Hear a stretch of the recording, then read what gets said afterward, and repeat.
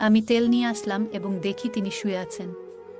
আমি তাকে দেখে চোখ বন্ধ করে বললাম, আপনি এই অবস্থায় কেন আছেন? তিনি বললেন, এভাবেই তো গায়ে তেল মাখাতে হয়। তিনি আমাকে বললেন, লজ্জা না পেয়ে তেল মাখাতে শুরু করো। আমি তার কথা মতো তার কাছে গিয়ে তেল মাখাতে শুরু করলাম। কিন্তু তার এই অবস্থায় দেখে আমার অবস্থা খারাপ হচ্ছিল। আমার নাম অনিকা। আমি দেখতে সুন্দর, হালকা মোটা, তাই আমার শরীরের গঠন বেশ আকর্ষণীয়। ছেলেরা আমাকে একবার দেখলে আর চোখ ফেরাতে পারে না। কিছুদিনের মধ্যেই আমার বিয়ে হয়ে যায়। আমার স্বামী দেখতে সুন্দর, কিন্তু কাজের জন্য বেশিরভাগ সময় বাইরে থাকতে হয়। আমি তাকে অনেক ভালোবাসতাম এবং সেও আমাকে ভালোবাসত। আমার শ্বশুর বাড়িতে আমি এবং আমার শ্বশুর থাকতাম। আমাদের একজন কাজের মহিলা ছিল, সে শুধু রান্নার কাজ করত। আমার শ্বশুর অনেকটাই অসুস্থ ছিলেন এবং হাঁটতে পারতেন না, সারাদিন হুইল চেয়ারে বসে থাকতে হতো। তাই আমি তার সেবা করতাম। আমার শ্বশুরের দৃষ্টিভঙ্গি প্রথম থেকেই একটু অস্বাভাবিক লাগত। তিনি আমার দিকে অদ্ভুতভাবে তাকাতেন। আমি গোসল করতে গেলেই তিনি চুপি চুপি এসে দেখতেন, যা আমি বুঝতে পারতাম। একদিন আমার স্বামী কাজে চলে যাওয়ার পর একটি ঘটনা ঘটল, যা আমার জন্য অপ্রত্যাশিত ছিল। সেদিন আমি শ্বশুরকে গোসল করাতে নিয়ে যাই এবং তার শরীর ভালো করে ধুয়ে দিতে শুরু করি। তখনই দেখি তার আচরণ অস্বাভাবিক হয়ে উঠেছে। তিনি আমাকে বললেন ভেতরের জায়গাগুলোও ধুয়ে দিতে। আমি এতে অবাক হয়ে গেলাম এবং করতে চাইনি, কিন্তু তিনি আমাকে ভয় দেখালেন যে আমি যদি তার কথা না শুনি, তাহলে তিনি তার ছেলেকে বলবেন যে আমি তার সাথে খারাপ ব্যবহার করেছি। পরিস্থিতির চাপে পড়ে আমি তার কথা মতো সব ধুয়ে দিলাম। এরপর থেকে তিনি আমাকে আরও বেশি জ্বালাতন করতে লাগলেন এবং আমার পেছন ছাড়তেই চাইতেন না। আমি জামা কাপড় পরিবর্তন করলেও তিনি লুকিয়ে দেখতেন। আমি ঘুমালে তিনি আমার পাশে বসে আমার দিকে তাকিয়ে থাকতেন। একদিন আমি আমার রুমে বসে পায়ে বডি লোশন মাখছিলাম।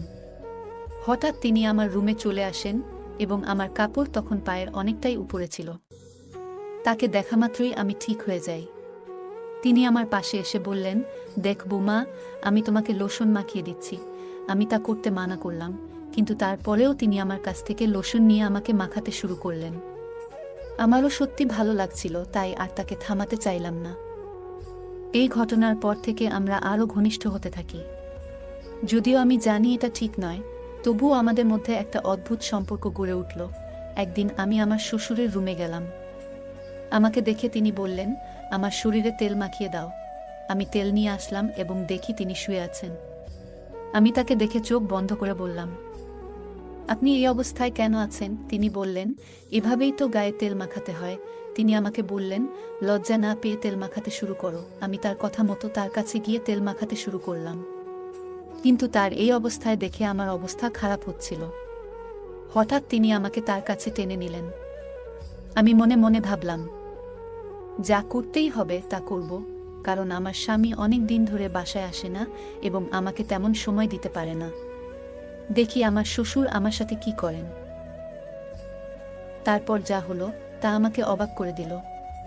তিনি হাঁটতে পারেন না, কিন্তু তার মধ্যে এমন এক ধরনের স্নেহ এবং ভালোবাসা ছিল যা আমাকে মুগ্ধ করল।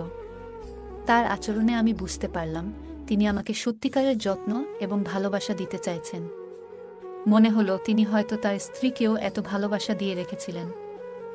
এই ঘটনাগুলো আমাকে তার প্রতি আরও সহানুভূতিশীল করে তুলল এবং আমাদের সম্পর্ক আরও গভীর হলো। এরপর আমরা আরও ঘনিষ্ঠ সময় কাটাতে থাকলাম। সেই দিন রাতে আমার স্বামী বাসায় আসেন এবং জানান যে তিনি কয়েকদিন বাড়িতে থাকবেন। আমি খুব খুশি হলাম, কারণ আমরা একসাথে সুন্দর সময় কাটাতে পারব।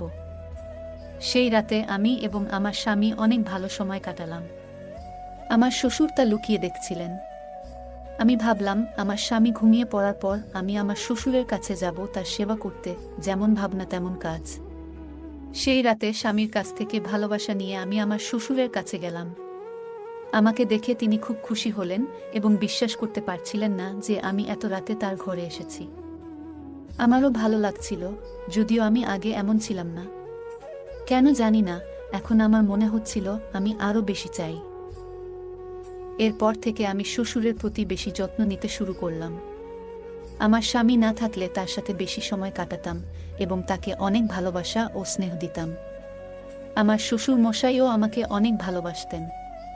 বাকি জীবন আমি তার সাথে এভাবেই কাটাবো, সেবা এবং স্নেহ দিয়ে এভাবেই আমার জীবনের একটি নতুন অধ্যায় শুরু হলো, যেখানে আমি দুইজনের সেবা করতে লাগলাম এবং তাদের ভালোবাসা পেলাম। গল্পটা কেমন লাগলো জানাতে ভুলবে না। তোমাদের সাথেও কি এমন কোনো ঘটনা ঘটেছে? যদি ঘটে থাকে তাহলে কমেন্টে জানাতে ভুলবে না। আরও মজার মজার রোমান্টিক গল্প শুনতে চাইলে ভিডিওটি লাইক, শেয়ার এবং চ্যানেলটি সাবস্ক্রাইব করতে ভুলবে না। ধন্যবাদ।